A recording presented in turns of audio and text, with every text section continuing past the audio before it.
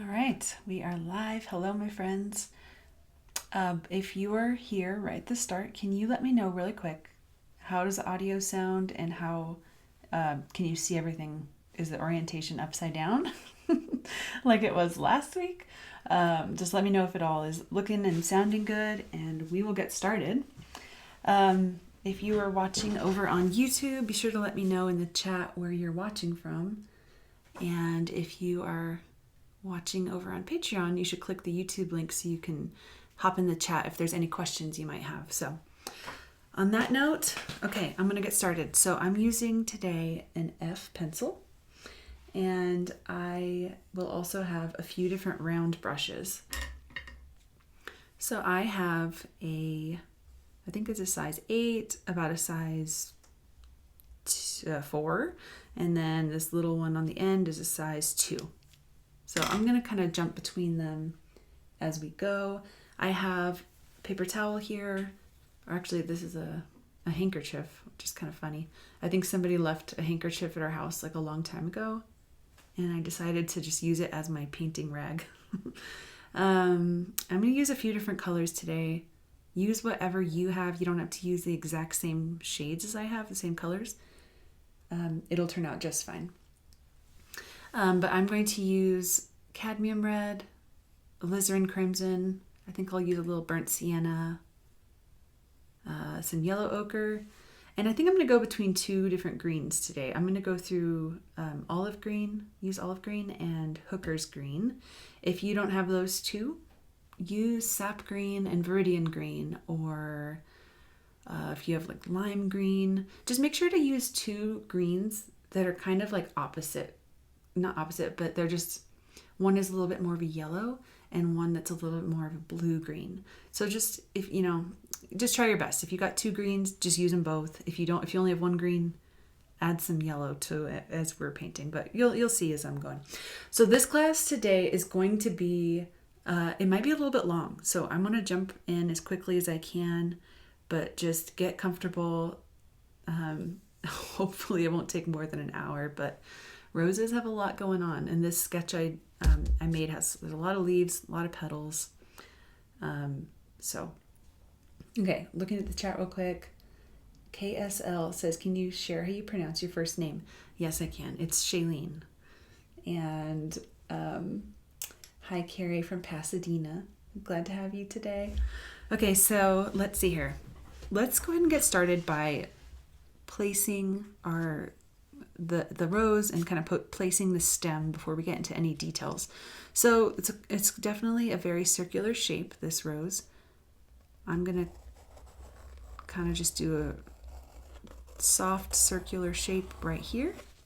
Also, if you don't feel confident to sketch along with me, click on the link in the description below and you can just pause this video.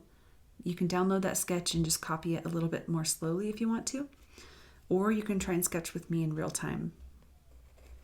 Okay, so my stem is going to have like this kind of gentle bend in it. And that feels pretty good. That's kind of fairly easy, right? Just getting started. That's not too difficult. Okay.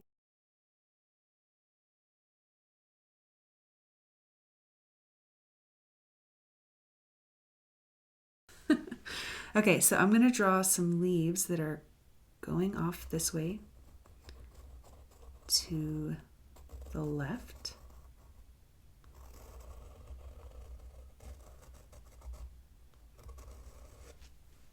So in the sketch, I provided some leaves that kind of have that like toothy edge, you'll notice. So these roses have, I think they call them like a serrated or toothed edge.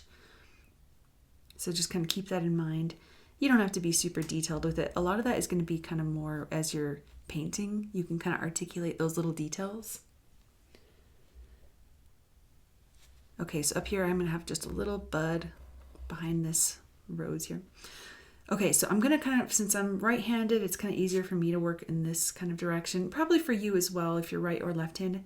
We kind of start at the top and work our way down. So let's go ahead and draw out these petals. One really helpful kind of way to think about these petals is a lot of details. They kind of look like what cornflakes. I kind of realized that as I was sketching this, that might be a good way to kind of think about it. Just kind of these, I don't know, like a lot of them are kind of longer shapes, so maybe like a cornflake on the side, but just all these shapes, they're kind of similar in that way. So why don't we go ahead and start working with the petals that are closest to the center. And they're kind of just these, yeah, kind of wobbly shapes that are kind of circling around the center. Does that make sense? And if you already have your sketch prepared in advance, it's always a good practice to just kind of grab a piece of paper and practice your sketching. It's such a good exercise. So I'm just going to kind of layer all these in. And really quick, I hope you guys don't mind, I'm going to just send my mom a text because I just don't want her to, well, I would love for her to pop in, but not right now.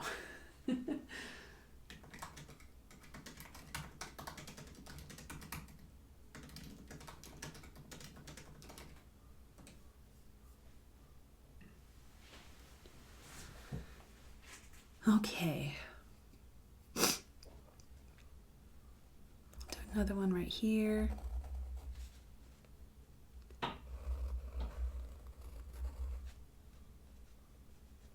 This is definitely, I remember those first days of practicing drawing roses. Roses was the first, that was the first type of flower that I tried to get good at painting and drawing. And it's so burned in my memory. Trying to draw roses, and I remember the first time I felt like I actually did a good job. I felt so proud of myself, and I don't know, it's just, that's the memory for me of the first flower that was like the real challenge to draw was roses. So take some practice, that's for sure. I've probably drawn 100 since then, maybe more, probably more. So if I make it look easy, I have had a lot of practice drawing them, but I remember it being very difficult. So if that's where you are today, it's all good. Okay, so another note here, as I'm kind of working my way out, my petals are starting to get a little bit more turned outward. So the ruffle is kind of on the outside. They're getting a little bit larger too. And I'm not following my sketch perfectly. I am just kind of, I don't know, I'm kind of roughly doing it. Need an eraser here real quick. Can't believe I forgot to grab one of my gum erasers for this class.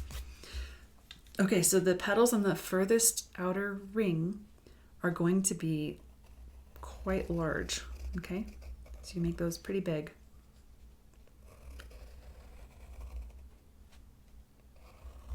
And I'll just kind of go over here and meet these leaves here on the left side. And I think that feels good. I like for my leaves to feel nice and ruffled, so I don't want them to feel too round, which I think I maybe made these just a little bit more round than I prefer them to be. And then I will use this eraser and just clean up any pencil markings that I don't need to be there. Never want extra pencil markings. It's hard enough to erase pencil after you paint, and so the less pencil markings you have, the better chance you have of erasing what pencil markings you do want to keep there. So, all right.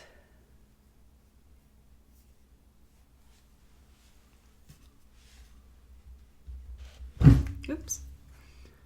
Hopefully I didn't move that too much. Okay, so let's move over to some more of these little leaf details. So up here, we're gonna have a little bud that's kind of peeking up. This one's gonna be kind of in bloom just a little bit. So we're just gonna draw these little kind of wispy leaves that are reaching around the bud, and we'll have this little bud red just inside there. Over here, let's do a few leaves. So we'll do one kind of facing upward, one facing downwards, kind of to the right, one straight over to the right. And then let's do another bloom right here. So for this bloom, we can see a little bit more of it. So it's going to have the rounded bottom okay? And then it has kind of a round, similar shape just right above it. So it kind of looks like this little like goblet. Okay, and then just draw some little kind of leaf tassels, little, I don't know what that part, I guess I just call them leaves. Maybe one that's kind of opening up towards the left, one that's opening over towards the right.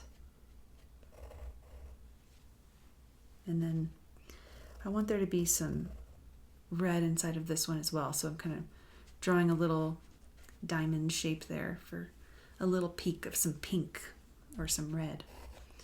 And I'm actually not used to painting red. I usually paint my roses more of like a peach or a pink, kind of maybe like a very soft dusty rose color. But today I'm gonna see what happens. I'm gonna tell you the truth. These two red colors, I have Windsor red and cadmium red up here. Both great options if you have either of those. I very rarely use those. I probably put those in there 2 years ago. I use those colors so infrequently. So this will be fun to use some colors that I don't use very often. Okay, so let's draw these last leaves, and I need to pick up the pace a little bit. Okay, so we're going to do 4 leaves right here, and I'm not going to worry about making them perfectly serrated. When I'm painting it, I'll really kind of accentuate that detail, the little ruffled edges. Okay, so I'm just thinking about placement more than anything. When I'm working on my sketch, it's not about getting details perfect. It's about placement. It's about composition, okay? I'm going to go ahead and thicken my stem just a bit. Maybe like that. Okay, then I'm going to have another little cluster of leaves just right here. So we'll do, we'll do the big one kind of reaching downward. Get that shape right. I'm not going to worry about details too much. So one large one facing downward. Let's do another one just above it.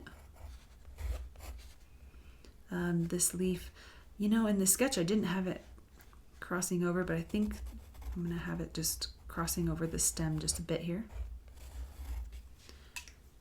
And I will erase the stem behind there. Okay, and then one more group here. So we'll do one leaf reaching over here towards the left, one reaching upwards. Do kind of a hook shape, and then we will make it curling backwards just a little bit. So we can see the underside of this leaf just a little bit, okay? And then over here, one more that's kind of going straight back. Okay, so just draw 2 lines and then one straight line to connect them. I think that that's a good place to get started. I'm going to take inventory here really quickly. I'm going to take off a little bit of length from this bottom stem here. I'm going to make this leaf here just a tiny bit smaller. And this is just kind of, some of this is a little bit just intuitive, like the feel of that leaf just felt a little bit too large in scale to the rest. I didn't want the eye to be drawn to this leaf. I want this to be the focal point. So I just don't want there to be this big kind of sore thumb leaf down there. Not that it would ever look like a sore thumb, but okay, a little more detail up there. I think it feels good. It feels balanced. It feels like there's nice kind of distance on all 4 sides, which is something I kind of look for. Yeah, I think I'll go ahead and get started then. So what we're going to do as we paint is we're going to work in layers. If you have done any of my tutorials before, you know that especially for detailed paintings, we got to work in layers. We build up color value, color depth. And so we start light, and then we let areas dry, then we come back around and we add more depth. So I will get started with, I can get started with leaves or my rose, but I think I'll do the rose first. So I'm going to grab some red, grab whatever red you have, whatever you want to use. I'm going to start with this one here. This is cadmium red, and I'm going to do like a light kind of watery pass over the entire rows, but I'm going to avoid the center, okay? So just kind of go all the way up to like maybe a centimeter there. And this is called a wet on dry wash. So the paper is dry and my brush is wet. So it's going to be kind of a smooth, even layer here. Not too dark, but also not too light. So I'm trying to find that balance where I want there to be like a good amount of color, but we're not going to go too dark too quickly. So once you get here towards the center, I want you to clean your brush off and then grab some yellow, whatever yellow you have. I'm going to use yellow ochre. Any yellow will do. And just drop it here in the center. And let's meet that red. And I'm actually going to, I don't want it to actually cover the petals. Uh-oh, got a little purple in there. I don't want it to cover my petals because my petals do need to be red. So I kind of want it to just be there in the center, that yellow color. Get that purple off here. Okay, so I'll make sure my petals are all red. And then the center there is just got that yellow color. While it's drying, I'm going to go ahead and grab a little bit more of that pink or this red and drop it here. Just in a few spots while it's drying, while it's still a little bit wet. And that water is going to take that color and move it around for me a little bit. It'll do some kind of fun little interesting blooms and bleeds, and that's what I want. I want this to be a painting that is kind of a mix of detailed and loose.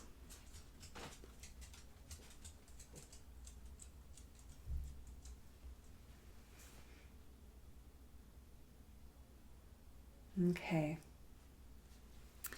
So we'll let that dry. Actually, real quick, before I blot that off, I'm going to go ahead and drop this red color here in these little buds that haven't quite bloomed yet. And then I don't like how that is looking right there, so I'm going to use my wet brush and just smooth that color out just a little bit. Awesome. Actually, I'm loving this color so far. This is nice. I don't know why I don't use cadmium red more often. Cadmium red is like classic watercolor. It's just a classic painting color. Cadmium red. Pretty sure Bob Ross would always use cadmium red. I also think it might be low-grade toxic / poisonous. I'm not sure. You don't want to eat it. So I've never ate it. So it's been fine. But yeah, I think it can be a little bit toxic. If you know anything about that, drop it in the chat and let me know. Okay, so let's let that dry and let's move on to our leaves, okay? So for our leaves today, the goal here is warm and cool. There's a lot of leaves. I don't know how many there are, like 12, 13. There's a lot. So I don't want to get too focused on all of the details, only because I don't actually have the time. I think that if I was to be really detailed with all of these, this would probably take me like at least 2 or 3 hours. Osita, down. Uh-oh, go on. So I'm going to use olive green and hooker's green, and I might use a little bit of yellow in there as well. So to get started, I'm going to do, you know what I'm going to do? I'm going to do a mixture of the two colors. So I'm going to use a little bit of olive green, a little bit of that cooler hooker's green. If you don't have those two colors, use a little bit of green and a little bit of blue. And let's go ahead and just do a pass, a really light, watery green pass on all of our leaves. Keep it light. And we'll just do, oh, and if as you're coming up to your rows here, be careful. I don't want my green to bleed into my red, like it just did. As soon as you touch it, it just like releases the floodgates and it just pulls it right into that green. So if that happens, I'm going to show you what I do. Just blot it and it'll stop that flow. So maybe it'd be smarter to work down here first, but I'm a rebel. I'm going to do it. Okay, so I'm going to drop it on all of these, try and do like an even wet on dry wash. Maybe switch to a smaller brush. I'm going to do that here. switch to my size 4. I'm just going to avoid those ones for right now. Those are pretty small details. We'll do these leaves right here. Some people tell me that, where they live, paint takes a lot longer to dry. Because it's very dry climate. Here in New Mexico, paint dries quickly for me.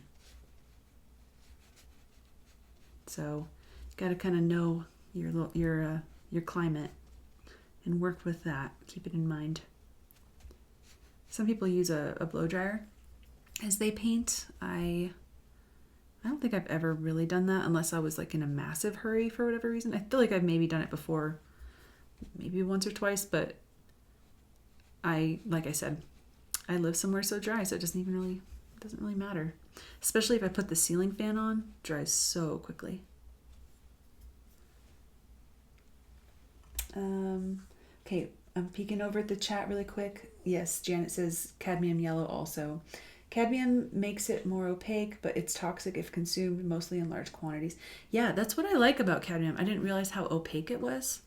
And opaque, if you don't know, just means that it's a thicker paint. So you can layer it on darker paint and it'll kind of cover the darker color, if that makes sense. Whereas if it's transparent, it's all very like see-through. So opaque just means you get a little bit better coverage, which is kind of fun. I'm so used to working with really transparent paints that it kind of feels like a fun little treat when something just covers up another paint color. Okay, so, and Janet says, what kind of brushes are you using? Are they your favorites? Great question. Okay, so I was actually thinking literally like yesterday, I was thinking I should do a video on YouTube about paintbrushes because I've definitely gone through some phases and I feel like I'm honing in even more on what my favorite types of brushes are. So this one here is a series, oh gosh, is it called series 7 or series 6? For some reason I can't remember. And my hands have all but rubbed off all the print on it. I think they're called series 7 by Winsor Newton. And this is a sable brush, which is sable is like an animal. So it is it's an animal fur. This one is a synthetic sable. So it's a Winsor Newton as well. I like this one a lot as well. So synthetic is great, because you're not, I don't know what they're doing to those animals. And it, sometimes it's like, oh, I don't want to think about it. However, I will also say that when I use these brushes that are real fur, I take really good care of them. And they have lasted me for years.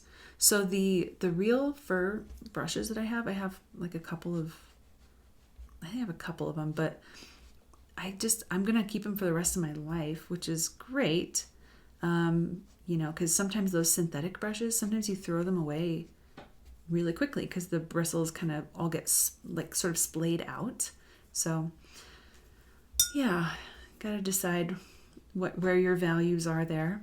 But I really do like the synthetic sable brush, and I really like this Series 7 brush from Winsor & Newton.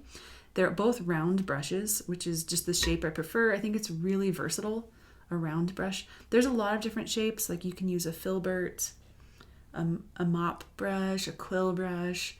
There's like some that are more like square shaped. I just like a round brush. I feel like you don't need all of them. You can just use round brushes and you can pretty much do anything that the other ones can do, unless you're trying to cover a lot of space, which is something I've been experimenting with a lot more recently is coloring backgrounds, painting backgrounds. And I think when I'm painting a background, I wouldn't use a round brush for that. I would use like a mop brush or a large, like a 3-inch brush, like the flat ones. So long answer. Hopefully that's a helpful answer there. But I love a good paintbrush. I've been painting with my son. We got him just the little Crayola little paint set from Hobby Lobby, and the paintbrush that comes with that thing is so bad. I'm like, oh, come on, my 2-year-old deserves better than this. So I give him my old paintbrushes, which are better. I actually did set him up initially with my paints because I have so much paint. I was like, why would I buy him a little kid set when I have so much of it? But then I got nervous about like the cadmium. I was like, well, maybe I should let him just use like the non-toxic kid safe paints. So that's what he's using.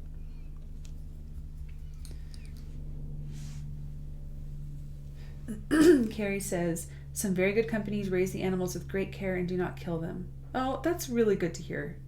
It's like a pet getting a haircut. Okay, you just like, that just gave me so much relief.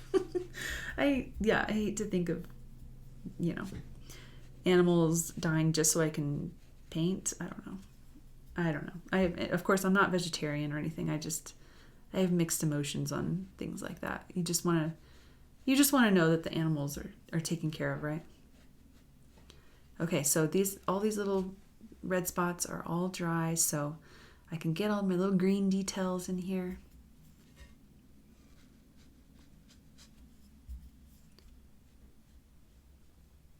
Okay, looking good. So let's go back to our rose. And did you notice how much lighter this rose is? Like, I haven't looked at it in a few minutes because I was paying attention to the green, and oh my goodness, that's a complete different value than it was when I first painted it. So I will now get this red going again, this cadmium, and we're going to do kind of like a mid-range value layer of details here. So we're going to go in at the end and add like super dark details, but for right now, let's just add like some medium. So, you want your paint to kind of be like dark, but not too dark. So make sure there's some water in there, but we want it to be a little bit more heavy, okay? And I think I will get started here. Like maybe we'll just start here in the center. And hold on, I'm getting distracted by the chat over here. Janet says you can dip your synthetic in hot water to reshape them. I had no idea. I've never tried that. That's a really good idea because I have so many synthetic brushes that they're just so, fuzzy at the end that I can't really use them, and I really don't like throwing them away. So, okay, I'm going to use my smaller brush. That one's a little bit too large. So I'm switching to a size 4. Kind of get into all these little petal crevices. And what I'm going to do is just start dropping this red right in here, and let's just kind of think about maybe keeping the initial petals, keep those the lighter color, and then we're just kind of we're going to drop this darker color around them. Does that make sense? And you might want to pause if it feels like you just need a second to like really apply your brain and think a little more slowly than I'm painting. I feel like that's when I was first starting painting roses. I probably would have needed to just pause the video. Let me just think about this. So I'm just kind of thinking about where there would be some shadow and dropping that paint color in, okay? Keep in mind it's going to dry a little bit lighter.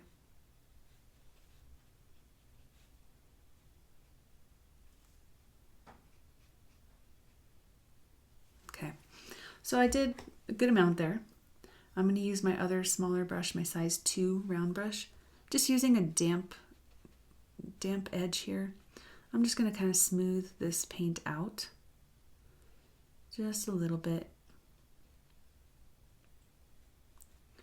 kind of feathering it out. So feathering it out a bit so it doesn't feel too much like I just blobbed that paint in. I want it to feel nice and soft. I want there to be soft gradients so that it kind of gives the feeling of like a shadow, like a real shadow.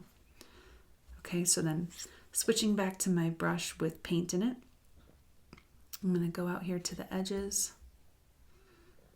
do the same thing. So mostly I'm kind of just following along the lines of, my sketch, because that would make sense that right at the overlap of 2 petals, there would kind of be a little shadowed part.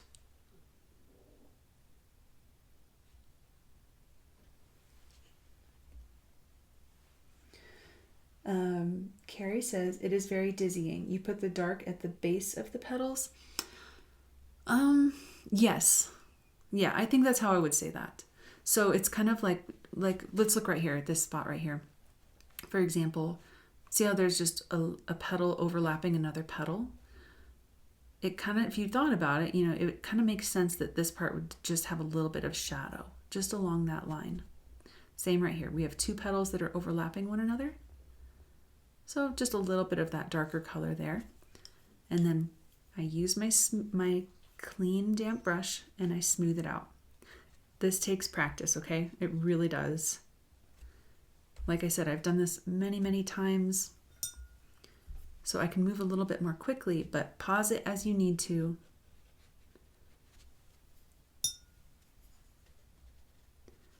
All right.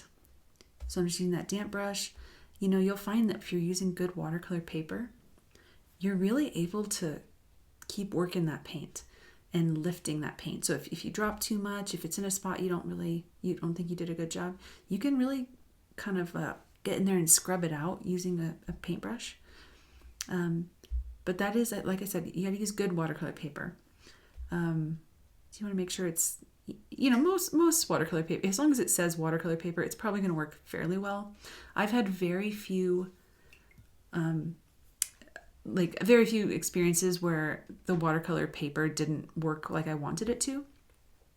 Like if it's mixed media paper, it won't work like this. Or just like a drawing paper, definitely will not, you won't be able to scrub paint and move it around. That's why I actually feel like watercolor really is, I think watercolor really is such a forgiving medium. People don't think it is, but I think maybe because they're not using the right supplies. If you're using good watercolor paper, you can keep working it and scrubbing and lifting.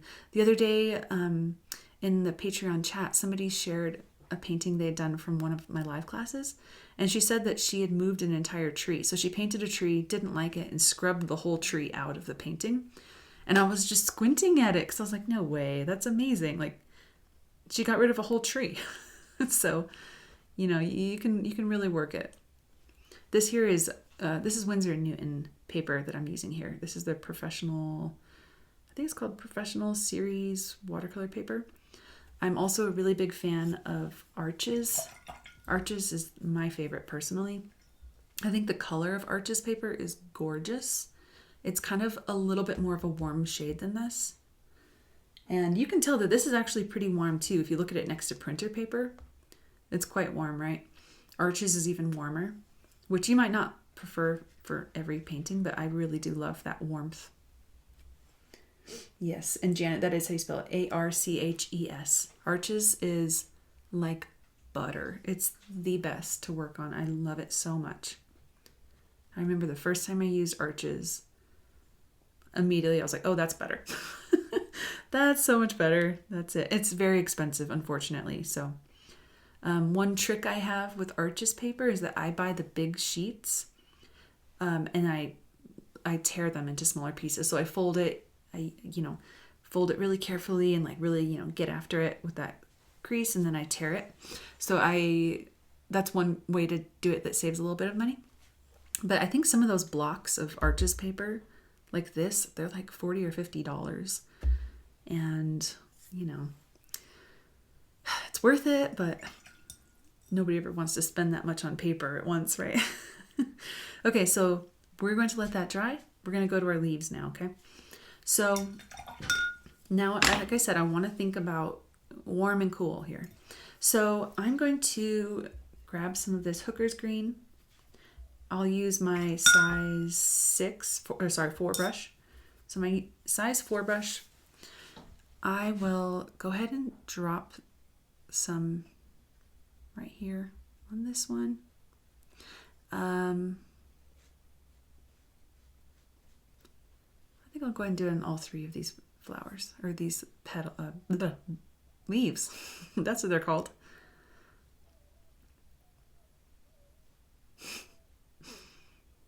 Reminds me of whenever my brothers are around, I'm always just like, if I'm trying to call one person, I go through every other male's name in the family before I get to their name. Like I was trying to call my brother Josh. I was like, hey, Josh. I'm sure some of the parents understand. Okay, so that feels good. Let that dry a little bit. Actually, you know what? I'm going to go ahead and grab a little bit of yellow ochre. So I'm just going to drop a little bit of yellow in here. notice these aren't really detailed yet, are they? It's, you know, later on we're going to come in and add some detail, add those little veins. But for right now, I'm just kind of trying to work on an effect. So I'm thinking color. Color is a really great trick when you don't have a ton of time to make your painting super detailed. If you really think about creating warm and cool colors and dark and light contrasts, it's going to give that detailed impression, even if it's not like all the tiny little details. Does that make sense? And I'll try and, you know, explain more of that as I go on here. But okay, so we got some light values, some dark values, some warm colors, and some cool colors. So let that dry. We'll come back. I'm going to use the same paint that's in my brush here and just drop it here on these little leaves. I'm going to drop a little bit of yellow in there as well.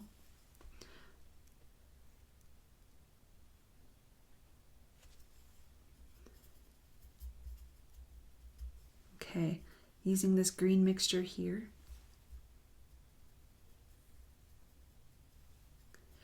Okay, and then in the chat, Carrie asked me what color paper I used for one of my recent prints. I did an iris painting on this paper called Cream Rivers. I think it's called Cream Rivers BRK. It's not watercolor paper, so it doesn't work in the same way that this paper will work as far as like scrubbing and moving color, but it is so beautiful. It is cotton paper. It's so gorgeous. I can show it to you actually. I'll pull it over real quick.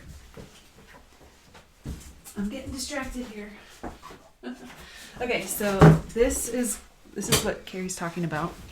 This is called Cream Rivers BRK, and just look how warm that color is compared to that right there. I don't want to get it wet here, but super beautiful. Really fun to experiment with that paper. Okay, so using this same mixture here, I'm just going to go ahead and so what I'm kind of thinking about is I want to like start kind of drawing these little veins in here. I'm going to grab a little bit of olive green, a little bit more olive green. And over here, we'll start doing the same thing. So just kind of loosely following that vein. Okay, now I think what I'm going to do, I'm going to drop a little bit of color here on the stem. I'm going to use a clean brush. I think I'll use the same size, so using a size 4 here. I'm going to start smoothing some of what I just did. So using a damp brush, you know, you can kind of just, you have a little bit of control, you know, a little more control here.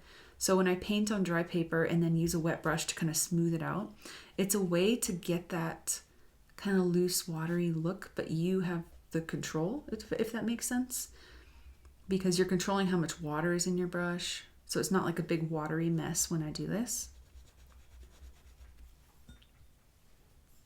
So that's why I like using this technique here. Dropping it on a dry paper and then using a little bit of moisture to kind of smooth it around and, you know, create the shapes I want. Okay, so let's do this one here, same technique. Dropping the veins.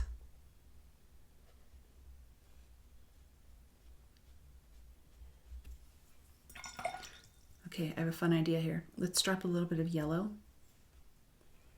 in these leaves as well, just a little bit here.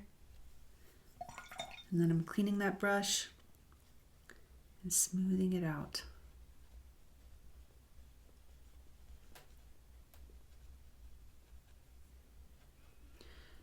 And you can decide how much you want to smooth it out.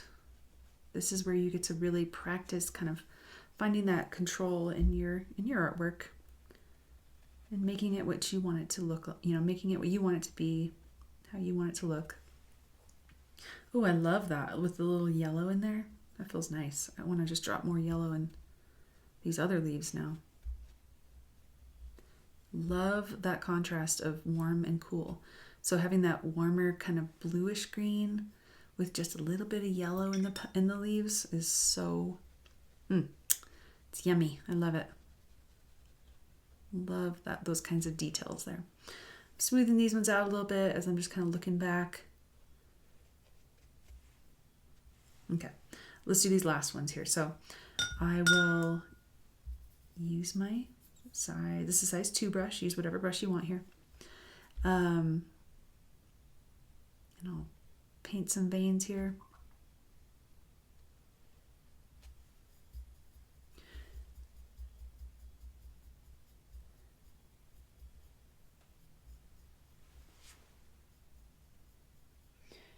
Laura says, your neighbor in Rio Rancho. I love learning from you. Thanks, Laura. That's where I grew up. I grew up in Rio Rancho. Very close to here. Just like, I think I live about 5 or 10 minutes away from Rio Rancho. And Sam says, hello, everyone from England. Oh, I'm jealous. I want to be in England. I was talking to a friend last night about how I've never been to the UK, but I've watched so many period piece movies and yeah, I just love all things England. Anglophile, is that what you call it when people are obsessed with England? I definitely love it. I would love to go out there one day. Okay, so this is same technique here, just dropping that green in. I'll do the same technique for these leaves down here.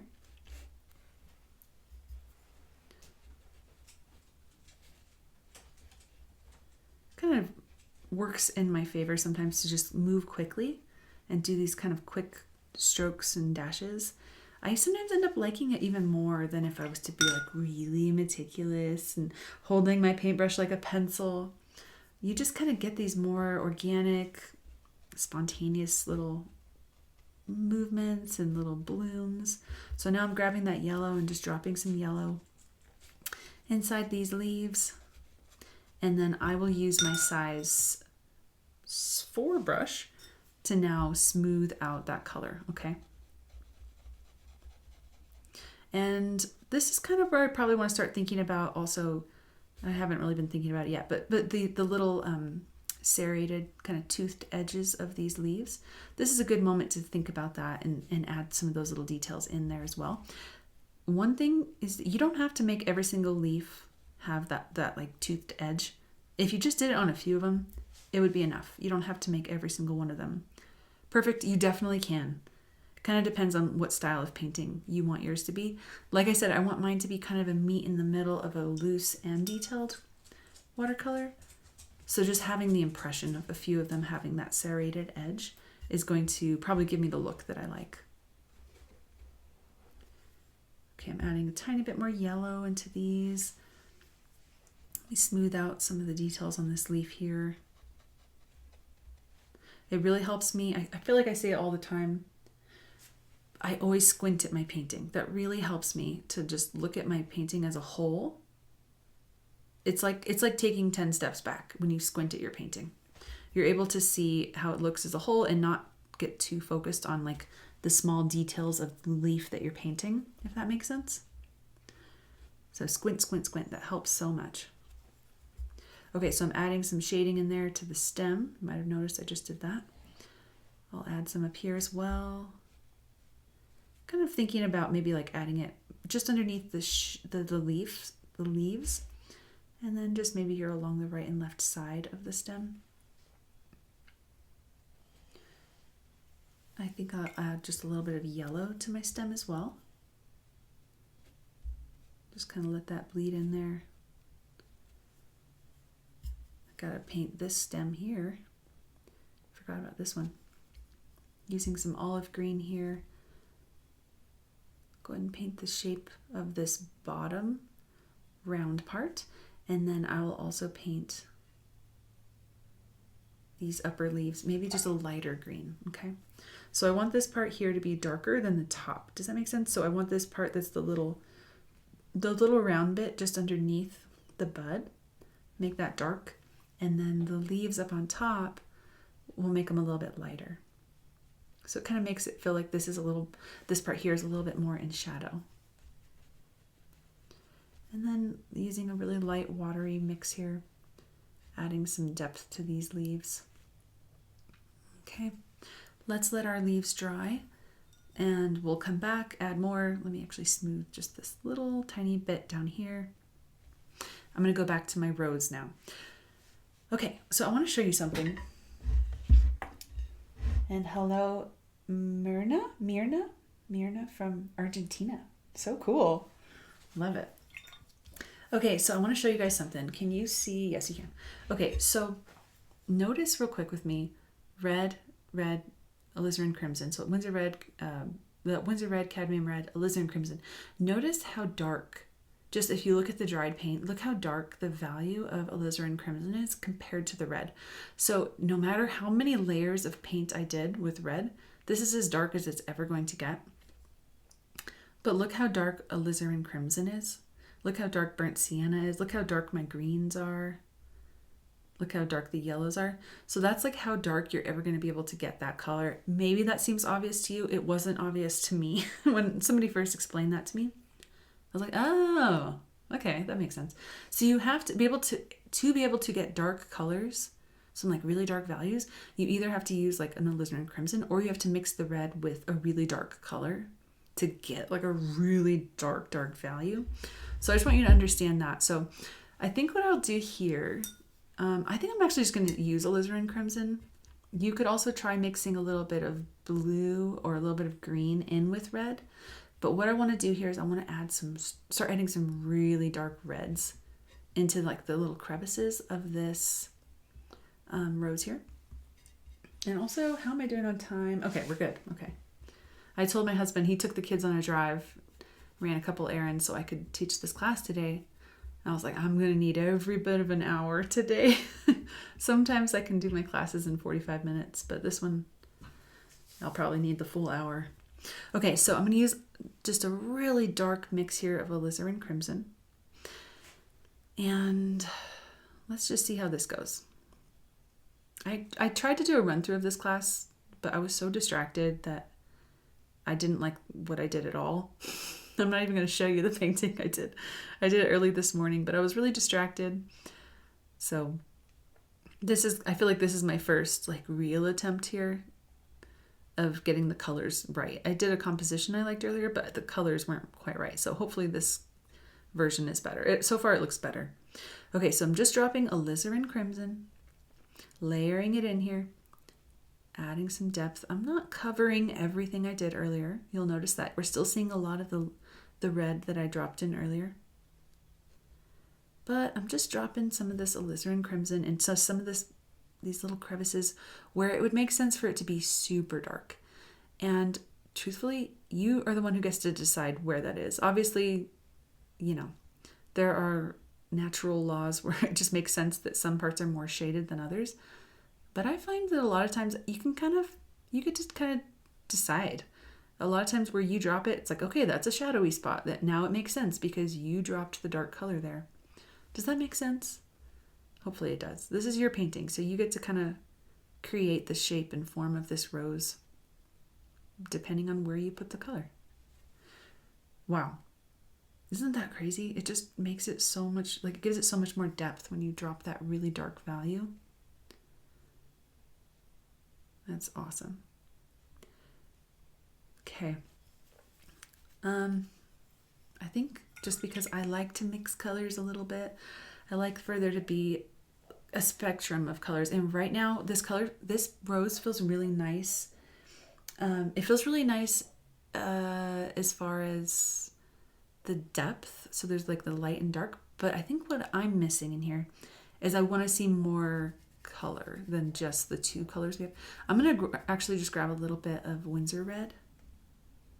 And if you don't like what I'm doing here, if you're going, oh no, not another step, don't worry about it. You don't have to do what I'm doing. But I'm just going to grab more of a cool red. So I think that cadmium red is a very warm orangey red.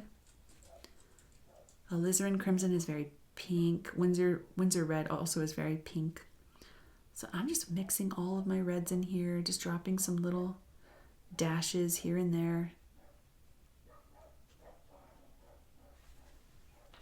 And as soon as I'm done placing all these little bits here, I'm going to go in with my brush and start smoothing it out. I'm going to drop a little bit of this dark red along the edges of some of my petals. just in a few spots, not all along everywhere.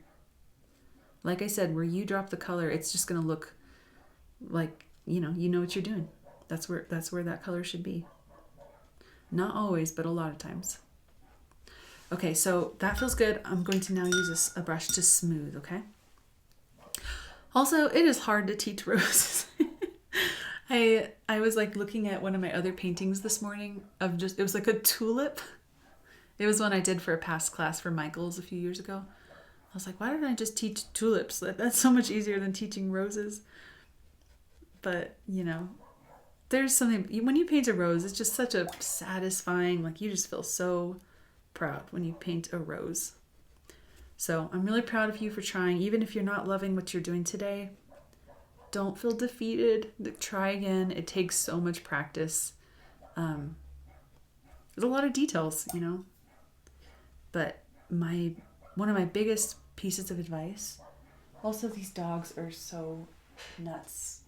We live next to these two dogs that just bark all day. Hopefully they're not too loud for you. But anyways, my biggest advice for getting really good at painting roses is practice drawing roses. I think that having a good drawing of a rose is going to help you more than anything, more than any techniques I'm doing here. A good drawing, I think it'll really help. At least that's my opinion. Watercolor techniques are important too. Don't get me wrong. But a good drawing is going to really, really help. Okay. So this is all looking really nice. Let me think here. I think I'm going to let all that dry, and I'm going to now work on the very center. So what I'll do here is I'm going to grab this really dark alizarin crimson, and I'm going to just paint this very center, just a dark, dark layer there. I want it to be even darker, so I'm going to grab some of this hooker's green, drop that in there as well. I want it to be almost like a blackish brown color, just at the very center. And then I'm going to use this color here. So I'm going to grab a little bit of this green. Let's get a little mix going. And a little bit of alizarin crimson. And by a little bit, do a lot. So alizarin crimson, some hooker's green. Let's get a really dark, dark mixture here going. Okay, so now I'm using my smaller brush, and I am going to just kind of start creating the shapes of this stamen using this dark mix. Grab a little bit more red.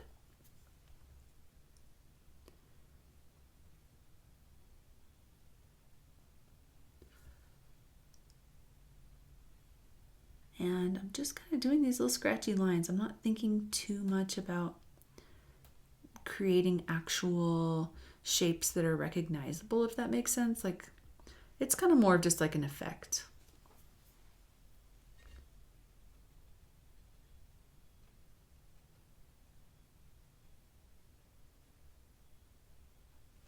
Okay. I'm going to now grab some yellow ochre. Use your yellow, whatever yellow you're using, and I'll just drop it in there as well, just to kind of add some more color. I think it needed that just a little bit. All right, I like this. And while I'm being dramatic here, let's grab that color, that alizarin crimson with a little bit of green. Whatever you have, if you just mix a little red and a little bit of green, you're going to get a really dark color.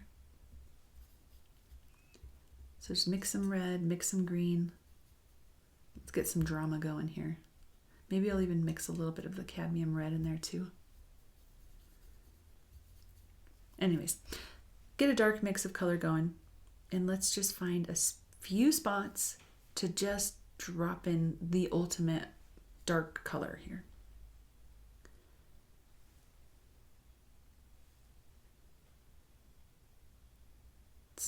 We're never finished with a rose until we add the darkest of dark, dark, dark colors to all these little crevices. It's not going to come to life, at least in my opinion, until you add those really dark, dark values, okay?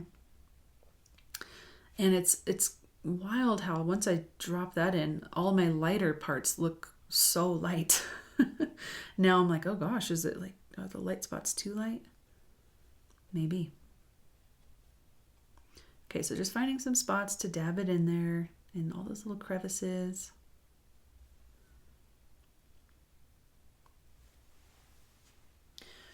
Okay. And honestly, I think I actually might want to add a little bit more dark red to this. So I will grab some cadmium red. I told you this might be a long tutorial, so thanks for sticking with me. I don't even know how many people are here. I can't even see. I have like my computer like right. Oh wow, there's a lot of people. 38 people. Hello everybody. I feel like the chat is pretty busy today, but I have it like I have to like turn my whole body to look at my computer, so I'm sorry if I'm missing some comments here.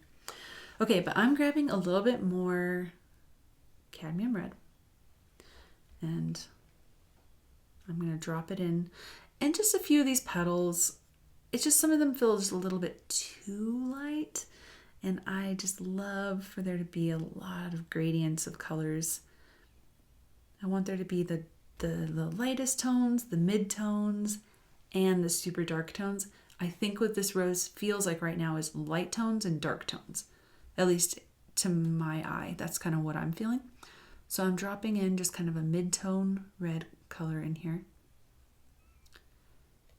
Just kind of indiscriminately, to be honest. I'm kind of just dropping it sort of in the middle of petals. I don't want to cover all the light. I don't want to cover all the dark either. So I'm trying to just do it kind of in the middle of some of these petals.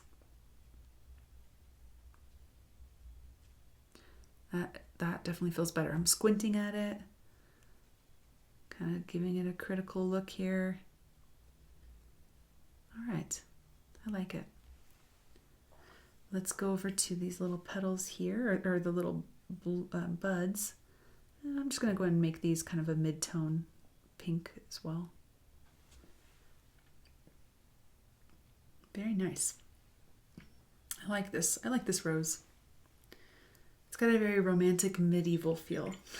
I don't know about you guys, but I really like I don't really love like just a classic, you know, like a, what do you call those roses? Like I don't know. I think of them as the ones you get at grocery stores. They're just like the kind of single stem roses. The ones on The Bachelor. There you go. That's how we'll be on the same page.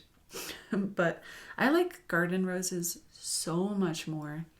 They're so much more romantic and beautiful. I actually have this. Look. I have this one here. I got it on eBay a few years ago. So inspiring. These David Austin English roses. I actually have 2 David Austin roses planted in our yard that hopefully I'll get some good blooms on them this year, but they're just so beautiful. So many petals and just very romantic feeling. Okay, so let's go back to our leaves. And I think we're just going to do some final details. I actually really like the leaves. They don't have a ton of detail yet, but there's a really nice mix of like the warm and the cool because we added some yellow into the leaves, because we used that like really cool green.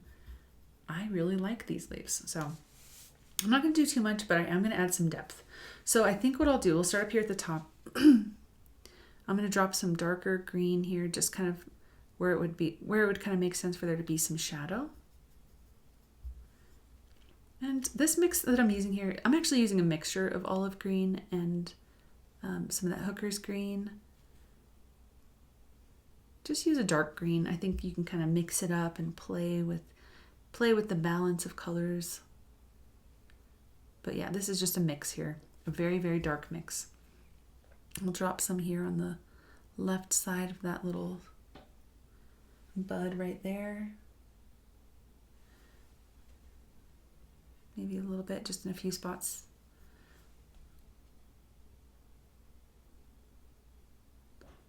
Definitely want this little spot underneath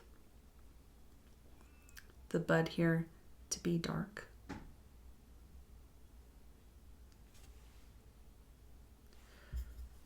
Okay. I think I'm going to add a little bit more water to my mixture. I'm running out. It's drying out on my palette, so I have to keep adding water. Okay, so over here, let's draw some stems.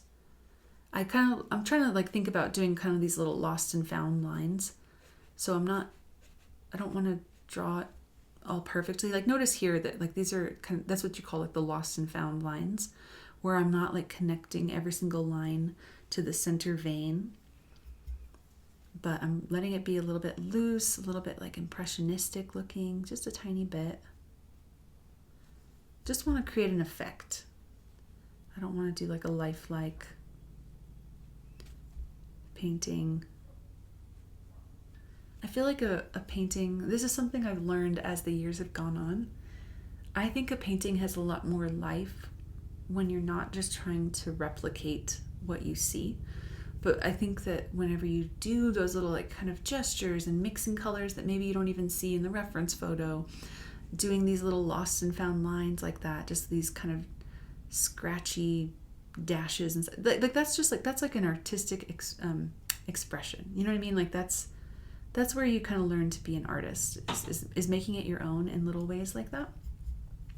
So yeah, that's my encouragement is, you know, there's plenty of people who can render like a lifelike flower, and I used to really enjoy trying to do that. I don't anymore. I don't really enjoy trying to do like a super hyper realistic rose. It's not that fun to me. I think it's so much more fun to try and make it artistic, and there's a lot of different ways to do that. So also we should probably remember to draw some little thorns on this rose. It just wouldn't be right to not have thorns on it, right?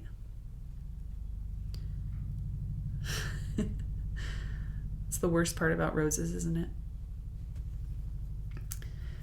But every rose has its thorns, right?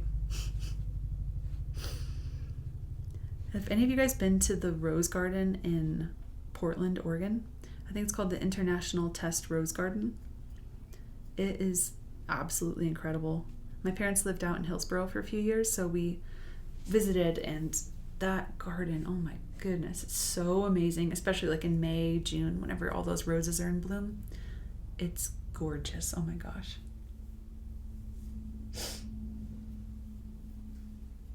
Okay, so we'll add a little bit more dark color here just underneath.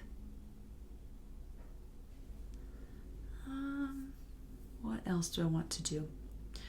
I want to see a little bit more depth in a few spots.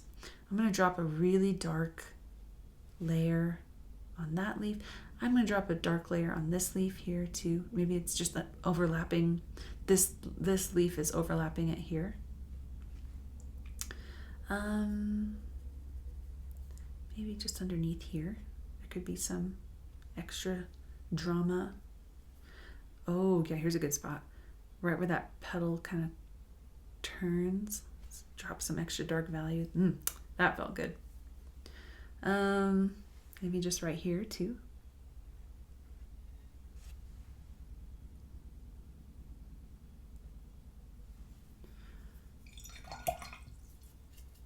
I'm going to grab a little bit more of a watery mix here.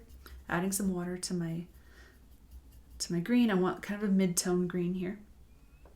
I forgot to make these ones up here kind of serrated, so I'm just going to add a little bit of definition to those ones. There we go. So if you painted along with me today, or if you are working on it, if you're a Patreon member, you should hop in the chat and share your painting with me. I do think that you have to be a paid member to hop in there, but I could be wrong about that. I think you do have to be paid. But anyways, it's on the app, and you can hop in the chat and share your paintings with me. I love seeing them. The painting I did last week, it was kind of a loose Valentine's bouquet. The feedback on that one was so good, and the paintings people created were incredible. I have never second guessed a tutorial so much as I did last week. I painted like 5 or 6 different compositions, and I must have just been in a bad mood because I was like, bad. Hate it. But then I don't know. I was just like, you know what? I think I talked about it in the class, but I decided, I was like, I'm going to enjoy what I'm going to create next. Like, I'm going to like the next painting. I'm going to slow down a little. I'm going to enjoy this and I'm going to like it. And sure enough, I created like one of my favorite tutorials. People had amazing feedback. People created beautiful paintings from it. So I was really inspired. That was a really cool moment for me there last week. And if you haven't done that tutorial, you should, because that one was really fun. Okay, so this is feeling good. Let's do the last detail, which is add some details. Add the, what is the word I'm looking for? Thorns. So I'm going to do some yellow, a little bit of green. I'm not going to overthink this. This is going to be a very light little detail here. So just add some little thorns to the left and right here. Maybe just like a true yellow kind of makes more sense here. You can do a bunch, you can do just a few. I don't want to do too many. It makes it look real unfriendly.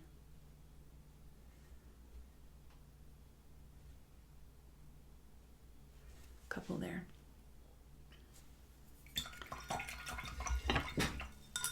Okay, I'm gonna let that dry. Once it's totally dry, I can come back and do some like erasing of some of the little pencil markings up in there. I'm gonna look at the chat real quick. Well, I got a minute here. Let's see here. Sam says, yes, heirloom David Austin. Yeah, they're so beautiful, right? I just love them. So one of the David Austin roses I got, I can't remember what color it is. I think I chose yellow. It was a yellow climbing rose. I put that in front of our kitchen window. So I'm going to try and get that one to climb up over the kitchen window. I just have this romantic idea of just opening the kitchen window and there's yellow roses. It might take a while. And the other one I have is more of like a peachy pink. And that one's actually also climbing. So both of my David Austin roses are climbing roses. And so I need to train them a little bit better. I haven't done a good job of doing that, but I'll work on it. I also don't want to overwhelm myself with garden projects this year. Like I have so many things I want to do outside that sometimes it can just rob my joy when I go outside, because I'm just like, I should be weeding and making beds and moving rocks, but I have a baby on me and it's hard to move stuff when I'm carrying a baby. So I'm going to try and go really easy on myself this year, and just I'm going to focus on growing herbs and drying herbs and taking care of the plants that we already have, and just not putting too much on myself. I don't know if any of you guys relate to that, but yeah. Garden stuff. Laura asked, can I draw with watercolor pencils so I don't have to erase pencil lines? Yeah, you definitely can. I've been asked that before. I find it's, the only thing is like with a rose, you can, as soon as you add water to it, those lines will kind of disappear. And so I like to have the pencil because it doesn't go anywhere. I think using the right pencil is key. So I use like an F pencil. And after this is totally dry, I can like really get after it and I can erase a lot of it. Some of it will kind of always be there, but it doesn't bother me too much. I actually kind of like to see a little bit of pencil markings. It makes it feel very human. And I think in a day and age of AI art and digital art, it's nice to see like something that feels like hand touched, you know what I mean? But that's just my 2 cents. I have watercolor pencils. I should try them more often. I used them for like a minute, and then sometimes I can kind of, if I'm just like, oh, I'm not used to this, I'm not going to try. I don't want to do that. So maybe I should try them out again, but okay. I don't know if I've missed any other questions, but I think hopefully we're good. Oh, Sam asked me also, where did you get your palette from? It's gorgeous. This is my buddy Sarah in Nashville. She has a business called Sylvan Clay Works, and she made that by hand. She makes a bunch of beautiful ceramic palettes, and I love this one. I have another one that maybe like, I think I might actually sell that one. It's just a little bit too big. So if any of you guys are interested, just send me a message and maybe I can send it to you. But the one I have from her is just, I'll show it to you.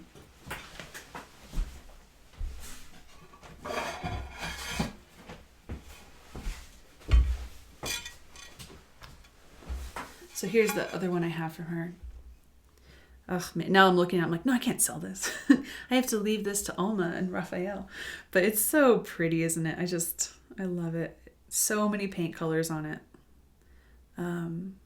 Gosh, her palettes are amazing. They really are. Total works of art just on their own. But yeah, Sylvan Clayworks, she does amazing, amazing palettes. So, okay, I'm going to take one more look here. I love how the rose is looking. I don't think I want to add anything else. I could definitely get in there and smooth it more, but I think I just want to leave it. I like that it feels just the tiniest bit loose and the tiniest bit kind of, I don't know if rustic is the right word, but there's kind of this nice imperfection to the details. I really like that. Okay, so I'll erase just a little bit. I don't want to, everything feels pretty dry, but yeah. Just erase some of those pencil markings. And I think we can probably call it a day. So let's pull it in, get a nice tight shot here for the thumbnail. And thank you guys so much for joining. This is kind of a long class like I thought it might be. If you enjoyed it, would you guys do me a favor and just give it like a thumbs up? And if you have a friend who you think would enjoy some watercolor tutorials, be sure to send it their way. And yeah, you guys have a beautiful day, beautiful week, and I will see you soon. Bye.